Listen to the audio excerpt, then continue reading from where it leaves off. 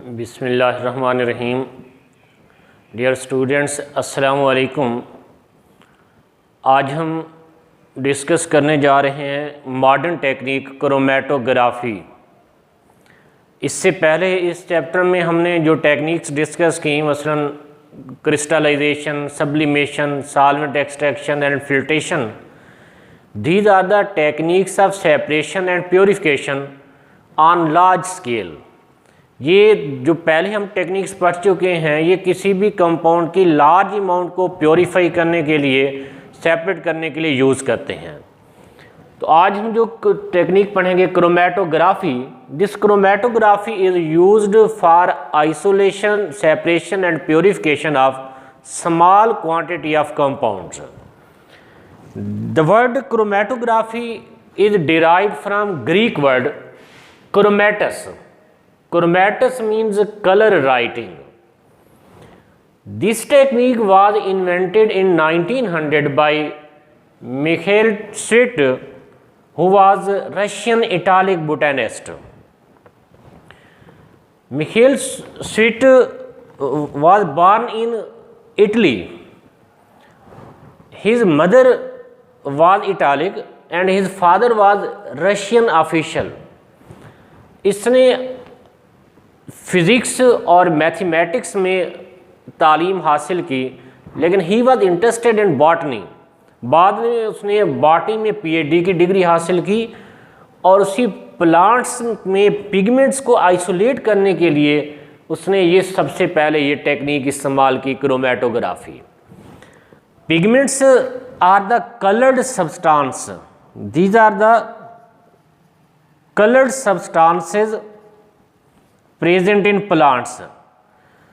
तो इन coloured substance की आइसोलेशन, सेपरेशन की वजह से this technique is known as chromatography.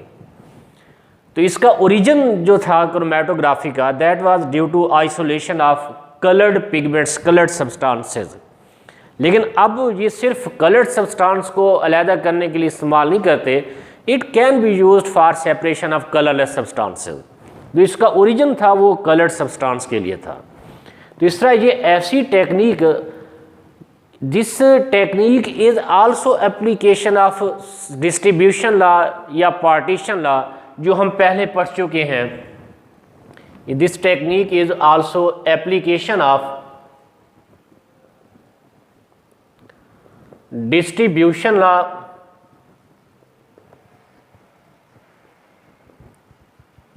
या पार्टीशन लॉ। डिस्ट्रीब्यूशन लॉ या पार्टीशन लॉ जो प्रीवियस लेक्चर में सॉल्वेंट एक्सट्रैक्शन पढ़ा था, उसमें इसको डिटेल में डिस्कस किया था। पार्टीशन लॉ के मुताबिक a solute distribute itself between two immiscible solvent in constant ratio of concentration irrespective of its amount added. कि दो इमिसिबल सॉल्वेंट में सॉल्यूट की कंसंट्रेशन की रेशियो कांस्टेंट रहती है, चाहे सॉल्यूट सॉल्वेंट जितनी मिकदार में यूज़ करें। तो क्रोमेटोग्राफी का basic principle is also partition law या distribution law. Chromatography is the technique in which component of mixture are separated. इसको इस तरह डिफाइन कर सकते हैं, it is the technique in which a mixture is separated into its component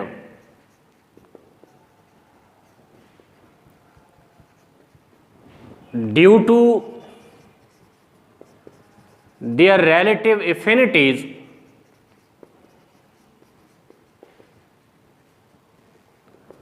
for mobile phase and stationary phase.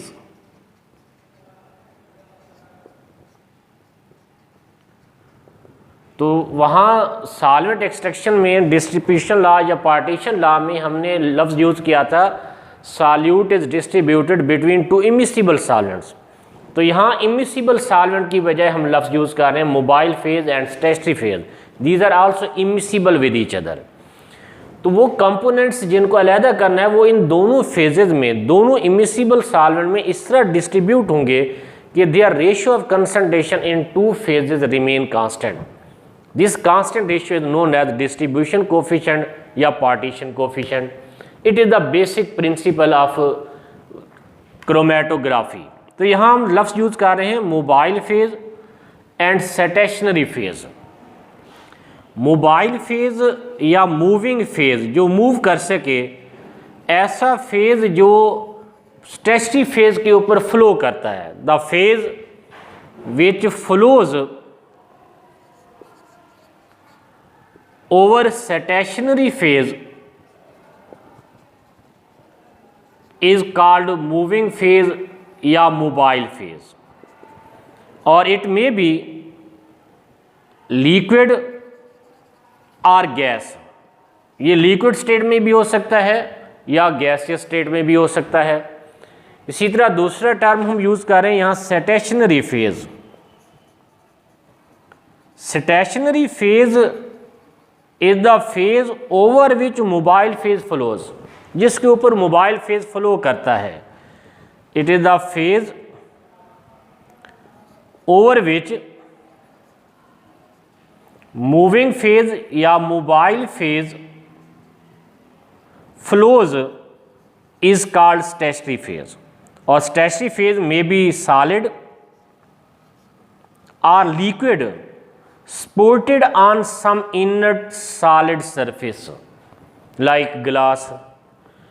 तो दोनों phases में, दोनों इमिसिबल फेजेज में कंपोनेंट्स इस तरह डिस्ट्रीब्यूट होते हैं कि देयर रेशियो रिमेन कांस्टेंट। तो इस relative affinities for mobile phase and stationary phase की बेस पे, इस डिस्ट्रीब्यूशन कोफिशिएंट की बेस पे components of mixture are separated from each other. यानी इसमें जो बेसिक सेपरेशन ऑफ कंपोनेंट है that depends upon their distribution coefficient या पार्टीशन कोफिशिएंट। और डिस्ट्रीब्यूशन या पार्टीशन कोफिशिएंट, इसके बारे में पढ़ा था last time. It is represented by K से रिप्रेजेंट करते हैं जिस डिस्ट्रीब्यूशन या partition coefficient. K is equal to concentration of component या solute in mobile phase divided by concentration of solute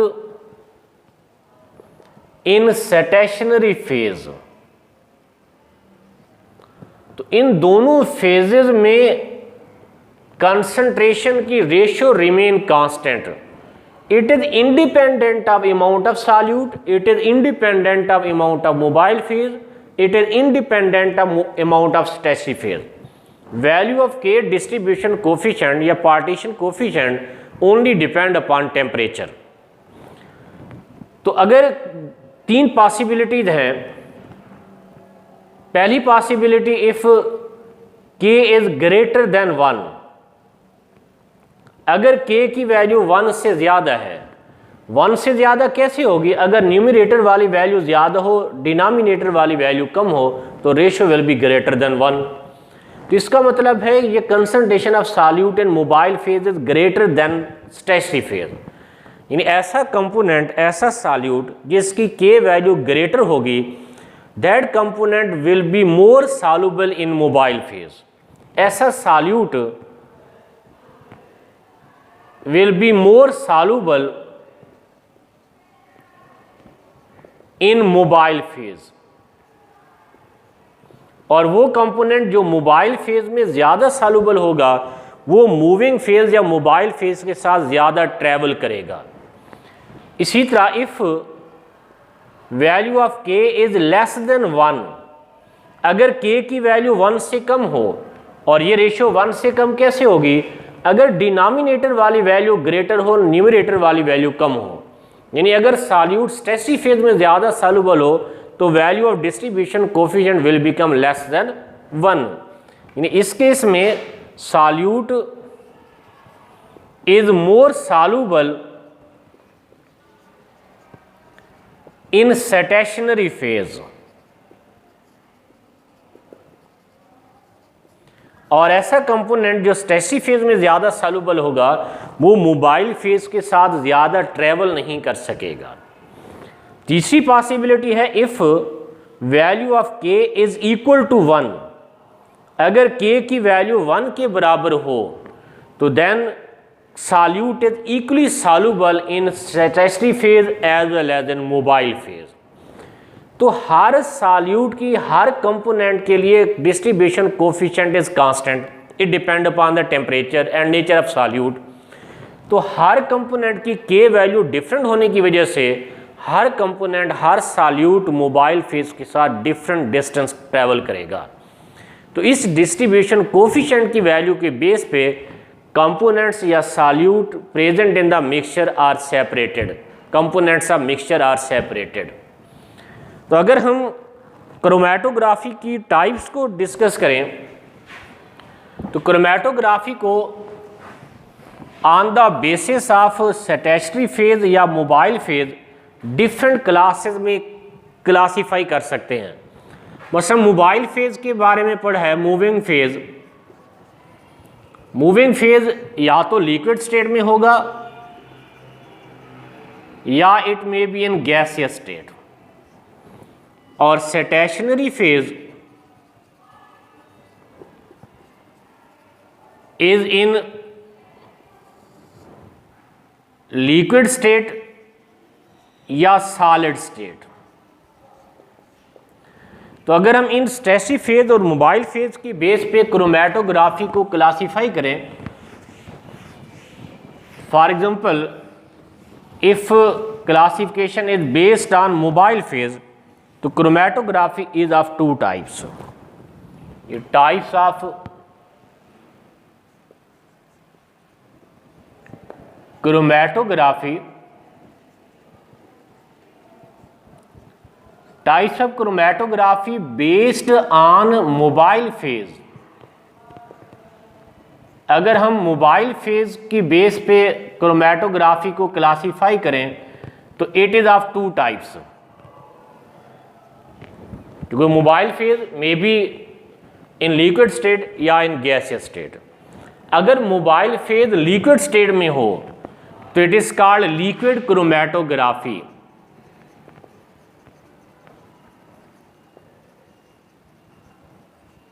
और अगर मोबाइल फेज गैसियस स्टेट में हो तो it is called gas chromatography.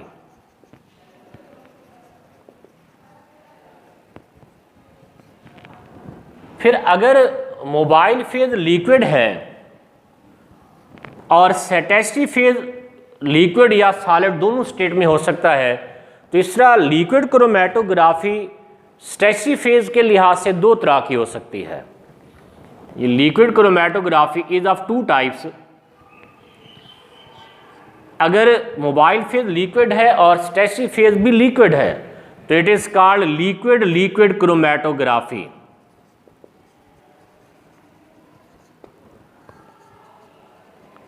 It is liquid liquid chromatography.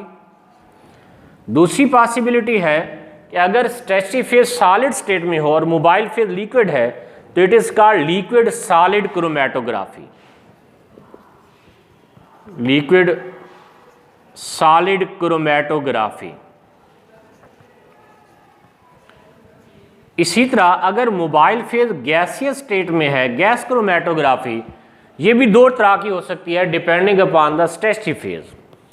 कि अगर mobile phase gas है और स्टेशनरी फेज लिक्विड स्टेट में है तो it is called gas liquid chromatography.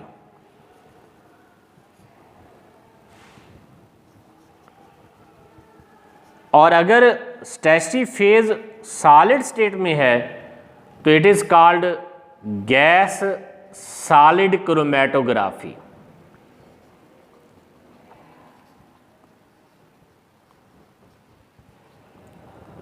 तो इस तरह मोबाइल फेज की बेस पे क्रोमैटोग्राफी दो तरह की हो सकती है, लिक्विड क्रोमैटोग्राफी या गैस क्रोमैटोग्राफी।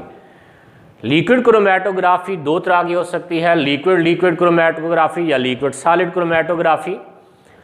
गैस क्रोमैटोग्राफी भी दो तरह की हो सकती है, गैस लिक्विड या gas solid chromatography. Liquid liquid chromatography में मोबाइल फेज और स्टैटिक फेज दोनों लिक्विड स्टेट में होंगे। लिक्विड सॉलिड क्रोमेटोग्राफी में मोबाइल फेज लिक्विड स्टेट में और स्टैटिक फेज सॉलिड स्टेट में होगा।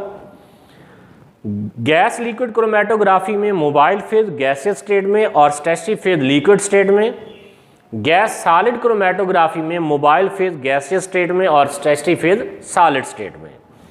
इसी तरह अगर हम सिर्फ स्टैटिक फेज को बेस करें तो क्रोमेटोग्राफी की दो टाइप्स हैं।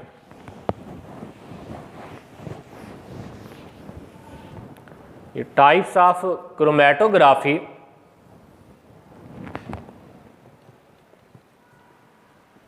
Based on stationary phase.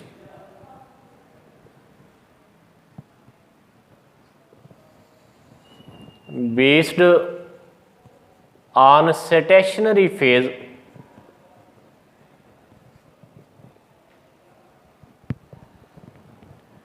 Chromatographies are of two types. तो स्टैटिक फेज दो तरह का हो सकता है, इट मे बी लिक्विड या इट मे बी सॉलिड। अगर स्टैटिक फेज लिक्विड हो तो it is called partition chromatography.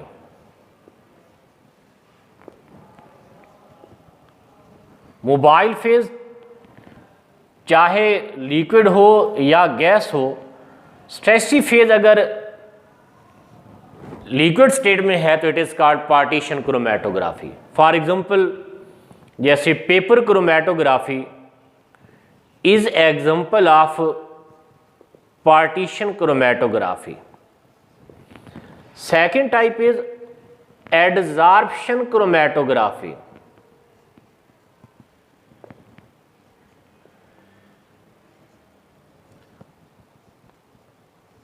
Adsorption chromatography ऐसी क्रोमेटोग्राफी जिसमें स्टैटिक फेज सॉलिड स्टेट में हो। For example column chromatography is example of adsorption chromatography. Paper chromatography या partition chromatography में stationary phase is liquid, जबकि adsorption chromatography में stationary phase is solid. अच्छा, यहां एडजॉर्प्शन यूज कर रहे हैं, नॉट एब्जॉर्प्शन। यहां components are adsorbed on some solid material. Adsorption से मुराद है, the adsorption means the process in which particles of one component are attached to the surface of other components is called adsorption। और absorption से मुराद है the process in which particles of one component passes through the particles of other substances, other component and mix up।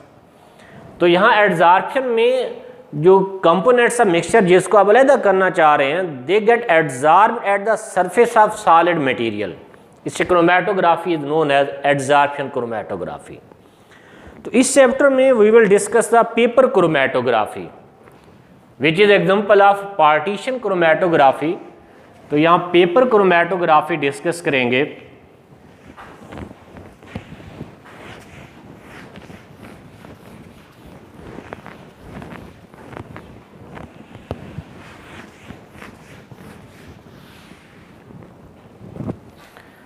तो example of partition chromatography is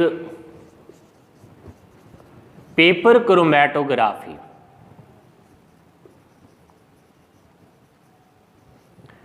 paper chromatography में components of mixture are separated on chromatographic paper या common filter paper is called paper chromatography. यानी ऐसी technique in which components of mixture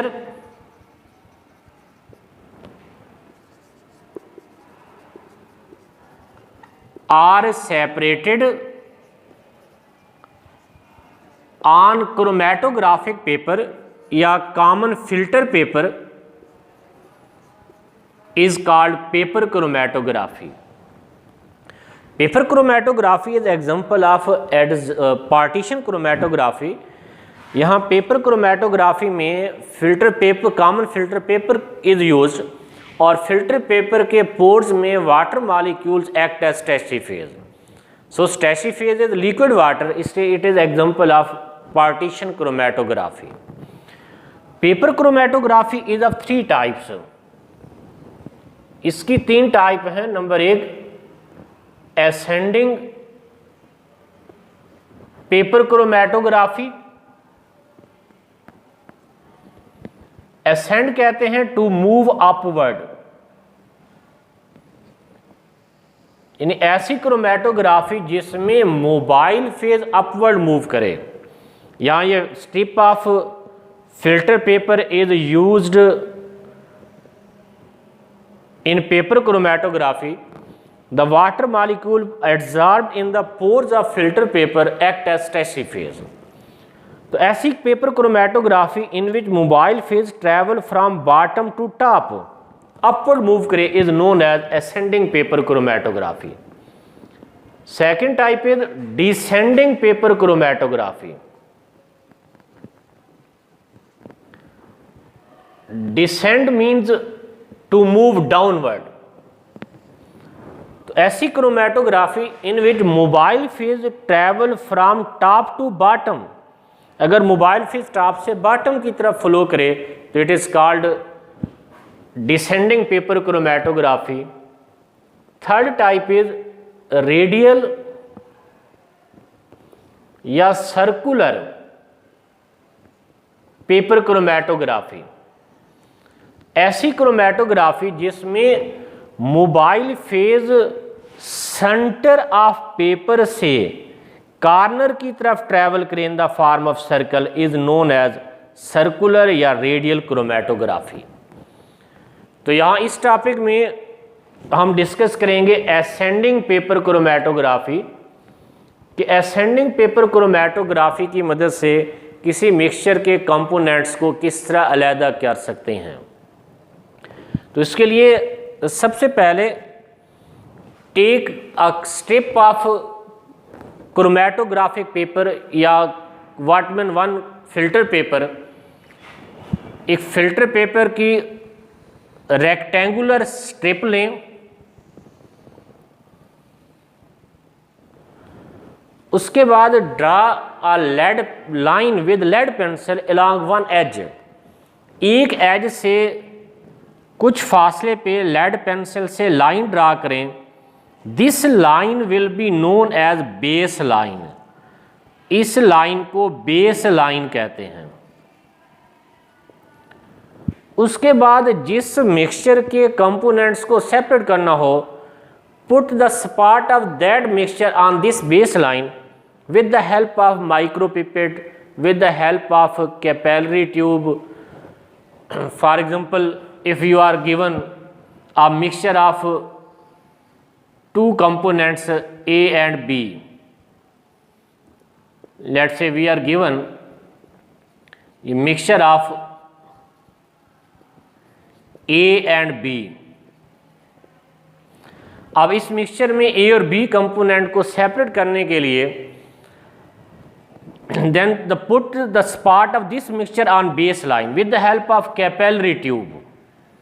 capillary tube dip करेंगे, dip करके या dropper use कर सकते हैं, कैपिलरी ट्यूब यूज़ कर सकते हैं, माइक्रोपिपेट यूज़ कर सकते हैं।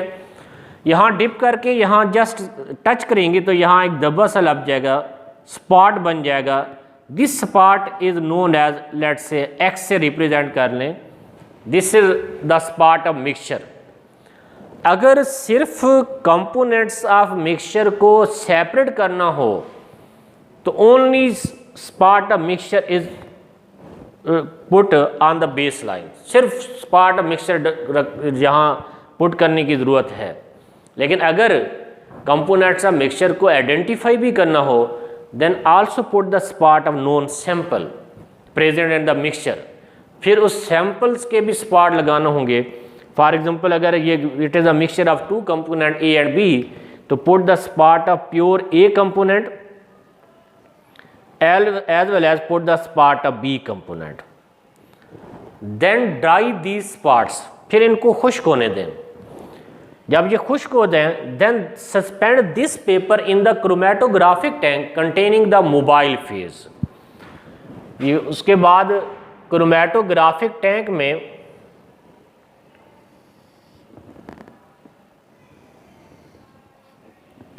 ये chromatographic tank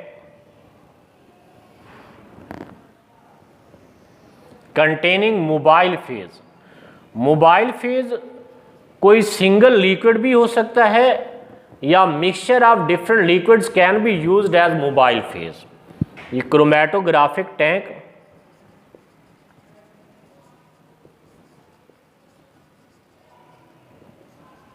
in which mobile phase is taken, ये mobile phase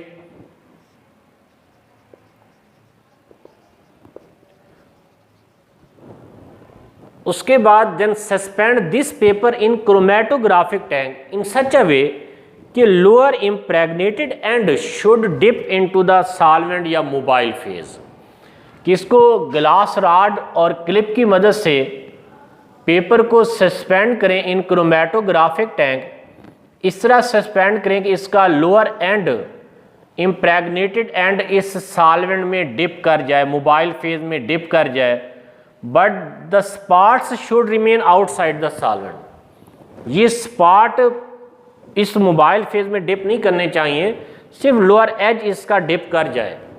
then cover the chromatographic tank to homogenize the inner atmosphere, cover कर लें। तो filter paper contains small pores, इन पोर्स के कैपिलरी एक्शन की वजह से सॉल्वेंट मूव अपवर्ड, ये फिल्टर पेपर के पोर्स सॉल्वेंट को सक करते हैं due to capillary action. Capillary action is the rise और flow of liquid in narrow tube due to their surface tension and adhesive forces of attraction between liquid and narrow tube. तो इस surface tension और adhesive forces की वजह से ये liquid का narrow tube में से राइज करना, फ्लो करना is known as capillary action. तो these pores present in filter paper also act like capillary tube, इनके कैपिलरी एक्शन की वजह से मोबाइल फेज मूव अपवर्ड। जो ही मोबाइल फेज ऊपर की जाने मूव करेगा, ये बेस लाइन को क्रॉस करेगा, तो these spots will travel with mobile phase, ये मोबाइल फेज के साथ ट्रैवल करेंगे। अब कौन सा स्पॉट, कौन सा कंपोनेंट कितना ट्रैवल करेगा, it depends upon their distribution coefficient या partition coefficient which is represented by K. जो अभी पढ़ा है हमने पहले कि जिस कंपोनेंट के लिए के की वैल्यू ज़्यादा होगी वो मोबाइल फेज के साथ ज़्यादा ट्रैवल करेगा, जिस कंपोनेंट के लिए के की वैल्यू कम होगी वो कम ट्रैवल करेगा। तो जब 3/4 फिल्टर पेपर तक मोबाइल फेज फ्लो कर जाए, यहाँ तक मोबाइल फेज फ्लो कर जाए, then remove the paper from tank, इस टैंक से फिर पेपर निकाल लें। पेपर निकालने के बाद now remove this paper from the chromatographic tank, ये क्रोमेटोग्राफिक टैंक से पेपर निकालेंगे। अब इस बेस लाइन पे कोई स्पॉट नज़र नहीं आएंगे, ये बेस लाइन पे ये स्पॉट्स मूव कर चुके होंगे। सबसे पहले सॉल्वेंट फ्रंट इज मार्क, जब पेपर वहाँ से निकालेंगे, जहाँ तक पेपर गीला हो चुका है, जहाँ तक मोबाइल फेज ट्रैवल कर चुका है, वहाँ लेड पेंसिल से लाइन ड्रा करेंगे। इस लाइन को जहाँ तक सॉल्वेंट ट्रैवल कर चुका है is known as solvent front, यानी it is the point at which solvent maximum rises is known as solvent front. Then dry this paper, अब इसे खुश्क होने दें। खुश्क करेंगे तो यहाँ डिफरेंट स्पॉट्स नज़र आएंगे।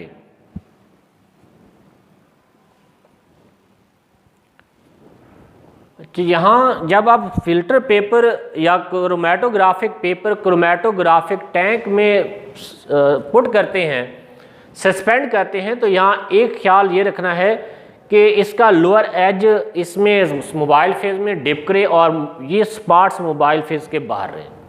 और दूसरा, ये फिल्टर पेपर क्रोमेटोग्राफिक टैंक की वाल्स के साथ टच ना करें और फिल्टर पेपर बिल्कुल सीधा अमूदन सस्पेंड करें, टेढ़ा ना हो। अब जब स्पॉट्स नज़र आ जाएंगे तो ये यहाँ एक्स के सामने दो स्पॉट नज़र आ रहे हैं, ये रिप्रेजेंट कर रहा है X is a mixture of two component. ये ए और बी प्योर सैंपल थे तो यहाँ एक एक स्पॉट नज़र आ रहा है। अच्छा, बाज़ का अगर ये स्पॉट विजुअलाइज हों, नज़र आ जाएं तो इट्स ओके।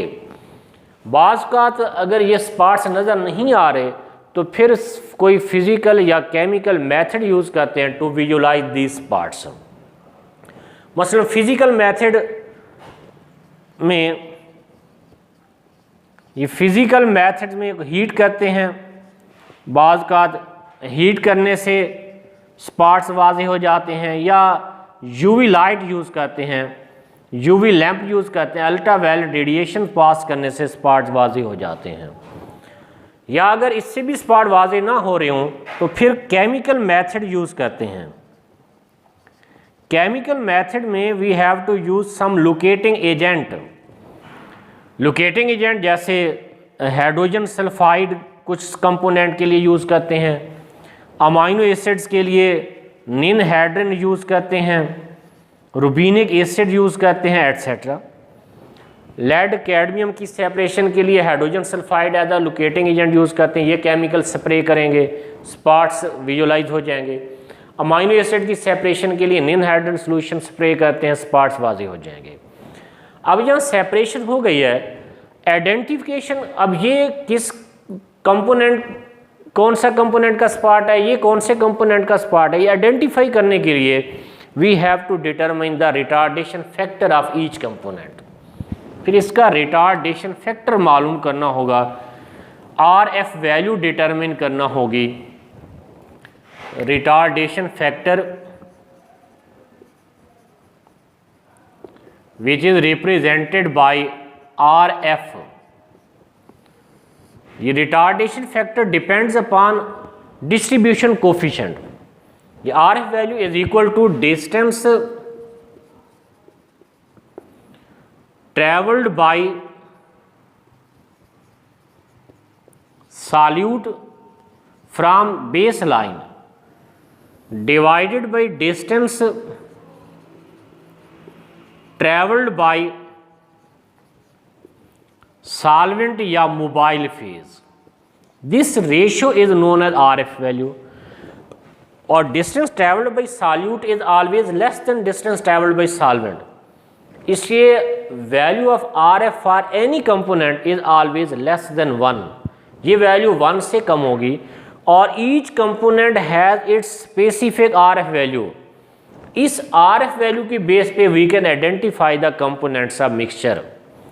फॉर एग्जांपल, अगर हम इसको देखें, लेट्स से यहाँ बेस लाइन से सॉल्वेंट ने यहाँ तक डिस्टेंस ट्रैवल किया है, ये distance travelled by solvent is represented bye Z let's say, और B ने यहाँ से यहाँ तक ट्रैवल किया है, ये distance travelled by B is represented by X। तो फिर RF value for B component will be equal to distance travelled by BX divided by distance travelled by solvent Z। इसी तरह यहाँ से यहाँ तक A कंपोनेंट ने ट्रैवल किया है, इसको अगर Y से रिप्रेजेंट कर दें तो फिर RF value for A component is equal to distance travelled by Y divided by distance travelled by solvent. इसी तरह फिर मिक्सचर के लिए इन स्पॉट्स की RF वैल्यू मालूम करेंगे, फिर कंपेयर करेंगे विद नोन सैंपल, तो इन दोनों की RF वैल्यू बराबर है, it is the spot of component A। इस और B की RF वैल्यू सेम आएगी, it is the spot of component B। तो इस तरह RF वैल्यू कंपेयर करके we can identify the components of mixture. हम इन मिक्सचर को, इन अज्जा को आइडेंटिफाई कर सकते हैं।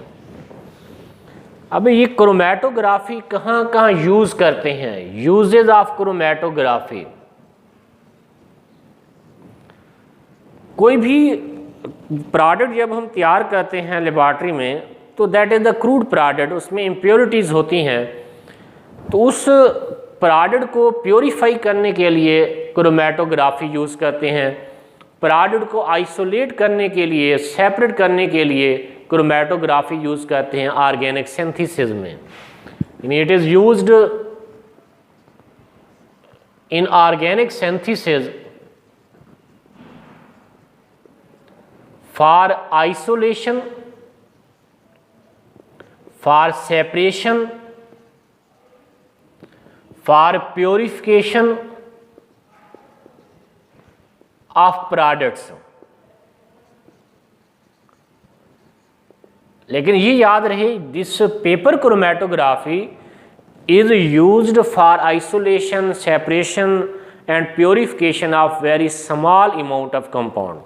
ये लेबॉर्ट्री टेक्निक है, स्मॉल स्केल पे ये टेक्निक इस्तेमाल करते हैं। और it is useful for qualitative as well as quantitative analysis.